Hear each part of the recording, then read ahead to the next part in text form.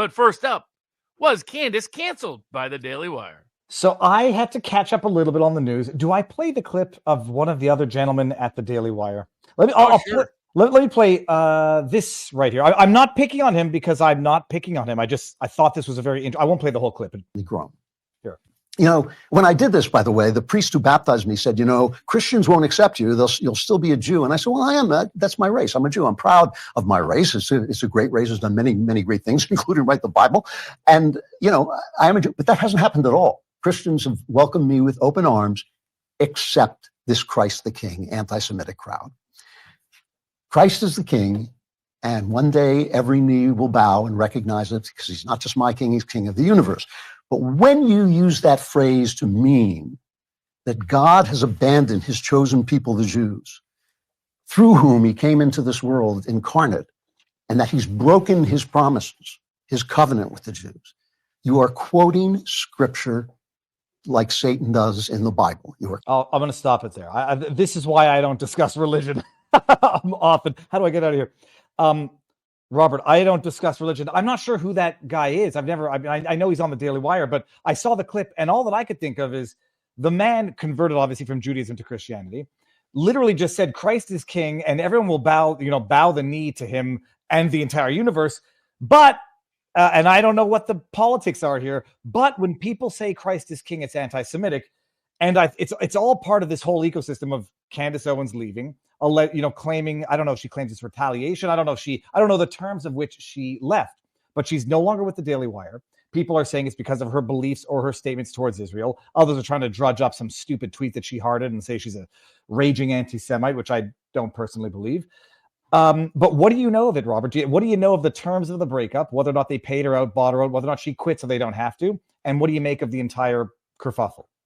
Well, I think it was 6 months ago or so, we predicted right here on this show that Candace Owens was going to try to get out of her contract with the Daily Wire.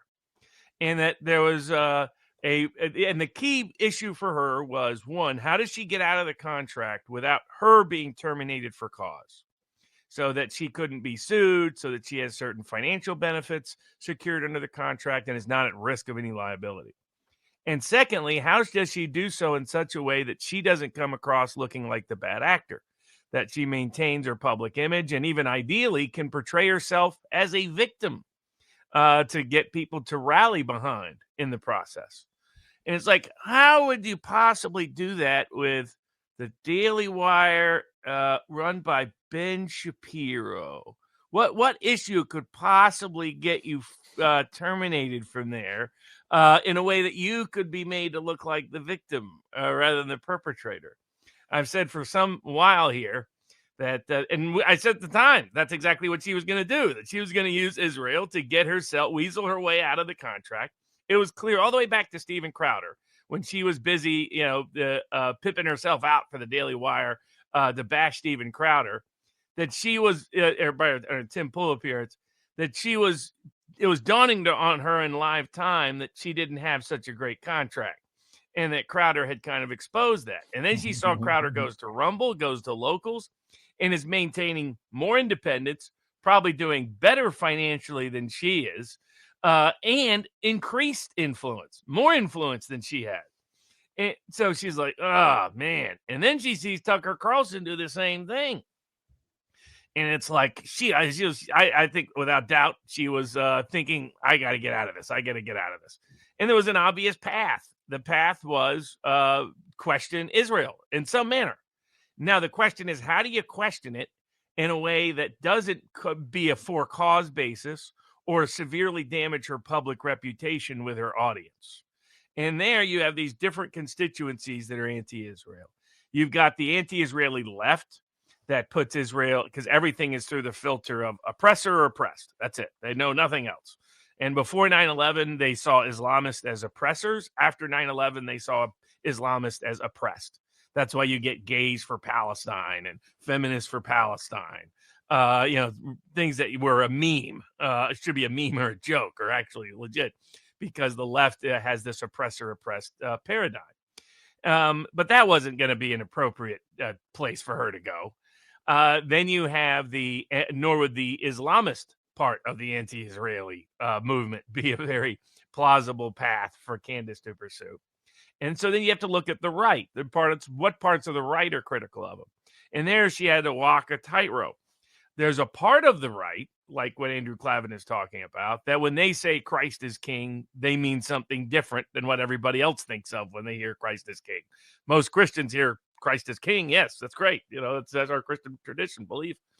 There is a percentage of people, I won't say Andrew Torba by name, but that basically when they say this, everybody knows it's of anti-Jewish and trying to spread blood libels.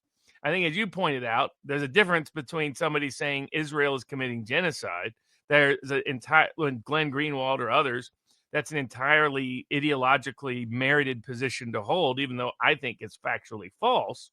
That's a consistent position for them to hold without being anti-Semitic at all. That does not mean everybody who says that isn't anti-Semitic. There is a percentage of people who are. So her goal was, how do I get on the right, the anti-war right that says that but's not anti-Semitic? And there is. That's the Pat Buchanan was falsely accused of it.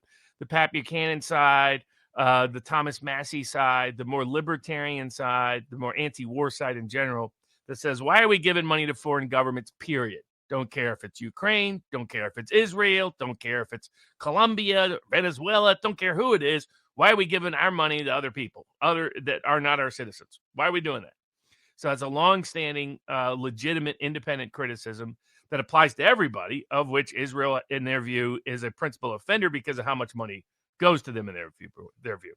And then the second is getting entangled in the various Middle Eastern war conflicts hasn't exactly been a politically profitable path for the United States. And that's the sort of what I would call a combination of the libertarian right and the, your Dave Smith types, who's more libertarian center to libertarian left, and your Patrick Buchanan side. And the goal was she needed to get into that without getting near the Nick Fuentes of the world, knowing that the Nick Fuentes of the world would boost her, which would be just fine for Candace. I mean, Candace always said there's three categories. There's your real advocates, then there's your pure grifters, and then there's your hustlers. Your hustlers are part advocate, part grifter. Candace is absolutely a hustler. Do I think her views on Israel that she's been announcing over the 6 months are all that sincere? Let's just say I'm skeptical. It's just the timing. I shouldn't have been able to predict it. I shouldn't have said Candace Owens is going to use Israel to weasel out of her Daily Wire contract, right? If this was her sincerely held view. Try to find her saying this 2 years ago, 3 years ago, 4 years ago. It's kind of missing, isn't it? Because Queen Candace wanted to be queen again, and she couldn't be so at Daily Wire. So I'm not believing the sincerity of her views, but it was a smart tactical decision. So, because it would drive little Benji Shapiro absolutely up a wall. It would drive many of the patrons and supporters at the Daily Wire up a wall, because Israel is a holy cause. I mean, Ben should just go be an Israeli citizen. I get it. I don't have I understand a lot of Jewish conservatives see Israel as a existential cause. I respect that. I'm not for leveraging American resources and risking American lives for it. At the same time, of course, it's almost impossible to give tactical advice in this debate, because you're either a Zionist colonizer if you say anything pro-Israel, or you're a Hamas apologist Jew hater if you say anything anti-Israel. You can't have a practical viewpoint. I would say I think your suspicion about 10-7 at the time is increasingly. I don't think Netanyahu is culpable, because I think it's too big a gamble. But we look at Cui Bono, comparing Russia to this, what happened in Russia to this. The hardliners sure have used this to gain a lot of influence on policy in Israel. And the hardliners and Hamas need each other. Hamas needs the hardliners to overreact in Gaza so they can sever the Trump effort to build a disconnect between the royalist wing of the Arabist world from the Palestinian cause, and how many in the Arab world and Islamic world are no fans of Hamas. But at the same time, the hardliners need Hamas to do horrible things to justify the punitive actions they want to take in their viewpoint towards security. But it seems like they were in bed together. Frankly, I'm increasingly skeptical and suspect of whatever happened on 10/7. As soon as they were using 10/7 to sound like our American elites after 9/11, and how it's had that effect on the Israeli public, 90 to 95% don't question anything right now in Israel. It's like, and even while what we predicted here is that a punitive campaign in Gaza would be a public relations debacle, disaster for Israel, which is what Hamas needs to maintain the money train. And if you don't think it's about the money, why don't you check out how much money is in the bank accounts of Yasser Arafat before he died, what they found out afterwards, or the Hamas. They use the Palestinian people and Palestinian cause to rake in lots of money for their own genocidal inclinations that have been the Palestinian objective from the beginning of this conflict in the 1920s. So I don't think what Candace Owens did or said was anti-Semitic, but I'll give an example of how I'm skeptical of her motives. I didn't know the ADL or anybody was coming after her, except for her telling me over and over again. So it's like, somebody's trying to elevate this issue above everybody else. So, but smart move of Candace. She now looks like she was canceled by the Daily Wire for her principled position in free speech advocacy. And she weaseled out of the contract and now gets to be independent, announced the locals page, very quickly. Is going to be on Rumble probably very quickly. Might try to do a deal with Tucker's people. But my guess is, if you know Queen Candace, and they called her, I got that introduction from others that were close to her world in D.C. in 2018 at the Trump Hotel. And then saw her walk around and interact with people. And I was like, ooh, I get it now. She is indeed Queen Candace. It was always an uncomfortable tie for the Daily Wire. She was one of the few people who could bring in a populist element to the Daily Wire that's otherwise just a culturally conservative institution, but an establishment Republican one for the most part. She was one of the few popular personalities that had independent market value other than Ben Shapiro at the Daily Wire. But they just like Crowder, it never made a lot of sense. Daily Wire is not going to be a populist publication. They're not going to push populist causes. I don't know if they've even talked about the Amos Miller case. I don't know if they've talked about the Brooke Jackson case. Right? I mean, I from day one have not been a big fan. They interviewed me, I think, one time in total. I get more interviews from mainstream media than the Daily Wire requesting information on the Covington kids case. Ben Shapiro originally jumped on the defamation. So everybody who knows me knows I'm not a big fan of the Daily Wire. And this marriage made no sense. But credit to Candace, kind of like Steve Wynn's ex-wife. She knew how to work the divorce. And I think she did it very effectively.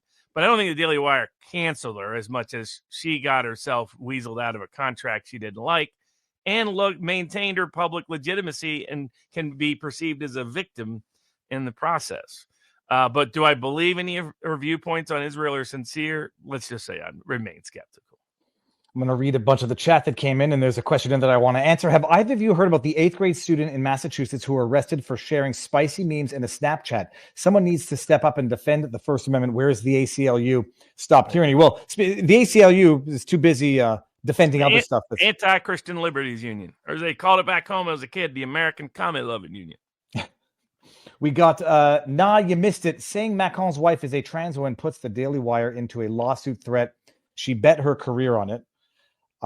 Macron's not going to be suing anybody. But what is she wants to maintain that independence. I mean, her politics have been all over the place. And some people have honest conversions. Some people have convenient conversions. So which Candace is in, let's just say I remain a skeptic of. And she's got a hot fuse. She's all and a big ego. I mean, she's out there asking for donations, and I'm like, Candace, some of us know how much money you've made. You don't really need donations, darling. You can never have too much, Robert. You're not a real victim, darling. Trump has showed us you can never have enough FU money because they can take all of it. So better, yeah, I guess that's true. I'm just saying, of all the causes out there, there's a lot more compelling causes than Candace Owens' bank account. Is my own view. I would just say, in terms of the law, the defamation threat, I'm not sure. I would check what France's defamation laws are, but that's a newsworthy issue that is being reported by a number of people, not just Candace. Sonia TK says, we are giving old weapons to Ukraine, not money. I think both of those statements are false, but and we took their nukes, so we owe them Budapest Memorandum. I don't think No, it's all that's only. false. That's false at multiple levels.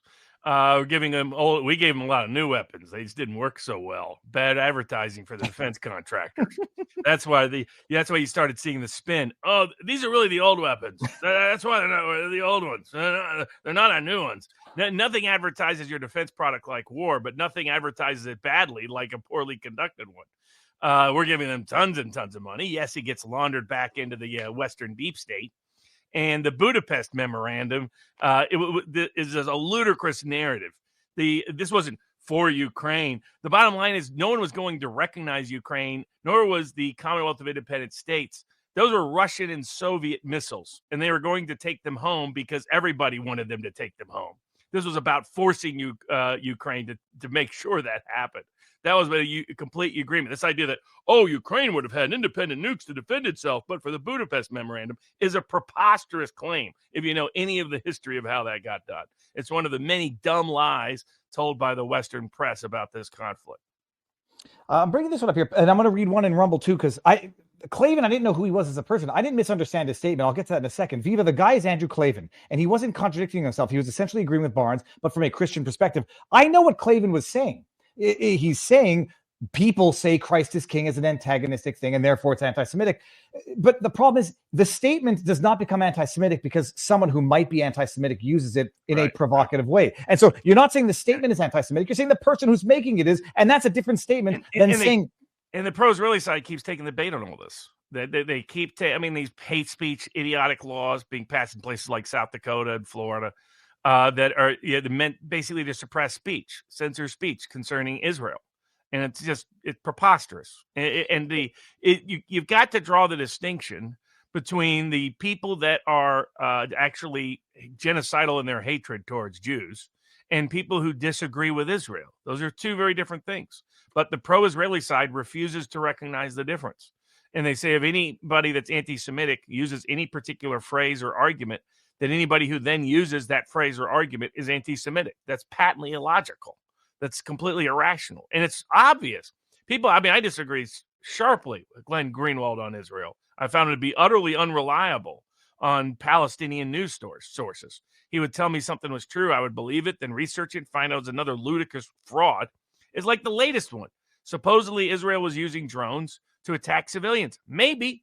I just, in my experience for 20 years, have seen those stories prove to be false over and over again. This is the story. Like, maybe it's true. Alex Jones is sharing it. Other people are sharing it. But my advice to all of them is, look, I've been burned by it. I promoted some things that were critical of Israel, believing Glenn Greenwald, who's otherwise reliable, turns out on Palestine and Israel, he's just not. The funny thing is, think of all the leftist propaganda we get here. Black churches burned or Native Americans being attacked in Canada. In the modern age, you have to just be real skeptical, always be skeptical of a pro-Palestinian victim story. Well, I saw Jones share that same clip, 4 Palestinians killed by drones. Like, do we know if those people who were killed were perpetrators of October 7th? I mean, I don't know anything what's going on with that. I'm not sharing it. I'm contradicting it. And I'm not defending Israel reflexively. I think I've said from day one, their strategy to clear out Gaza is going to politically backfire. And the biggest problem they have isn't the soldiers in Hamas. The biggest problem they have is the Arab and Islamic unity against Israel. And if they could sever that unity, undermine that unity, then they could, I think, achieve lasting peace. That was Trump's strategy. Separate the royalists from the religious hardliners within the Islamic and Arab worlds who don't really like Hamas or Fatah or PLO anyway, and especially don't like Hamas. And distrust Iran that wants to be the religious and geopolitical dominant force in the Middle East by severing their support for Hamas and the Palestinian elite cadre that only uses its population as cannon fodder to line their pockets and support their genocidal agenda towards Israel, which goes back over a century. For those people that forget, the very founder of the Palestinian movement kept begging to join the Nazis since 1933. I mean, as soon as they took power, he was writing letters to the German, please let me be a Nazi. Please let me be a Nazi. Please let me be a Nazi. That's who they are. So I'll never be sympathetic to this kind of Palestinian cause that follows in that ancestral legacy. the same time, that doesn't mean tactically or strategically creating a bunch of victims is good for Israel. A bunch of Arab Muslim victims. There's going to be innocent people dead, period. And a lot of them when you bomb and raid and use tanks and all the rest throughout Gaza. So I'm still critical of that policy, not sold that it's necessary for self-defense. But you can have a balance between the two, except not in the court of public opinion, because everything's virgin or whore in this context. You're either a saint or the devil. Honest objectivity is not allowed. And Candace Owens did a brilliant job of exposing that. And you're right. What all these people took the bait of is, I mean, when you're calling Candace Owens anti-Semitic, that's kind of dumb. You know, that discredits yourself. That doesn't discredit her. And the weakest argument is, well, she's got the support of the Groypers and the this and the that. It's like, all right, who cares? I mean, sometimes they endorse people as sabotage. Anybody who's anti-Israel, big shock. That doesn't make the person who's anti-Israel a Jew hater. Glenn Greenwald is not a Jew hater. I disagree with him on Israel, but he has a principled ideological opposition. Rand Paul and Thomas Massey's skepticism towards aspects of Israeli involvement is clearly ideologically rooted. It is not at all, by any means, anti-Semitic. As some groups on that side, they hurt themselves by mixing and matching. It's like what's happening on college campuses. They have a legitimate right to object to their kids getting harassed and stalked and threatened. They don't have a legitimate right to object to speech, and they should be able to separate the two. And their refusal to do that just damages their own cause, their own agenda. So, both sides making mistakes in this political conflict.